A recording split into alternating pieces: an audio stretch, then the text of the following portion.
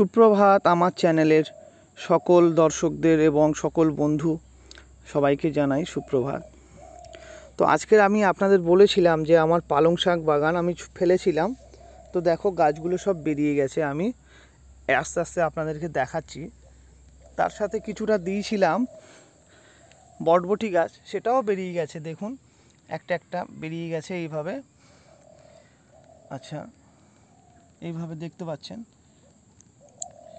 এইবার আমি কিছুটা ধনে দানা ফেলার জন্য মাটিটা বানিয়েছি। মাটিটা কেমন বানিয়েছি আপনারা একবার দেখে নিন। এই রকমভাবে মাটি করবেন।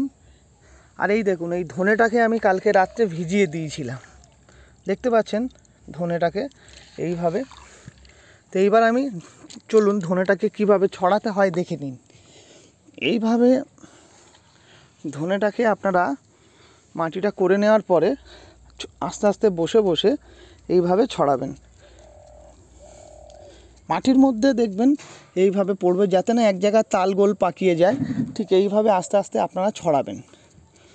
এইভাবে ছড়াবেন, দেখবেন মাটিতে পড়ে গাছগুলো চারিদিকে ছিটিয়ে যাবে।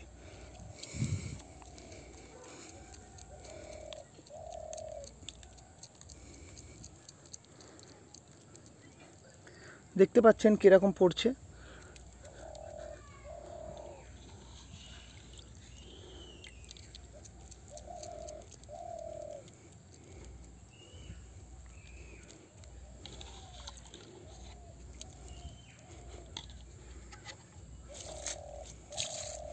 তো ছড়ানো হয়ে গেছে।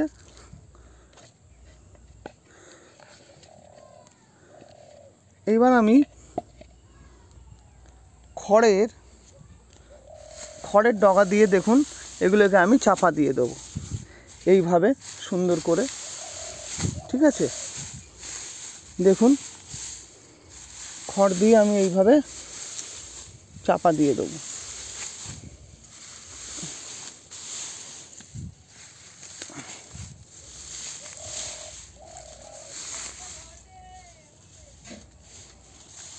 দেখতে পাচ্ছেন এই খড়গুলোকে আমি এইভাবে সুন্দর করে চাপা দিয়ে দেব, যাতে করে খড়ের গরমে গাছটা তাড়াতাড়ি অঙ্কুরিত হয়ে যায়।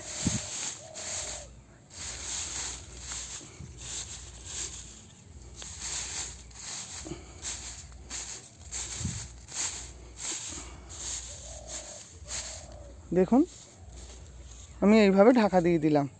এইবার এর উপর থেকে আমি 1 বালতি জলের ছিটা দিয়ে দেবো। এটা এইভাবে, যেহেতু ধনে গাছ একটু বেরাতে দেরি হয়, এইভাবেই আমি 7 দিন রেখে দেবো, তারপর আমি খুলবো। ওকে।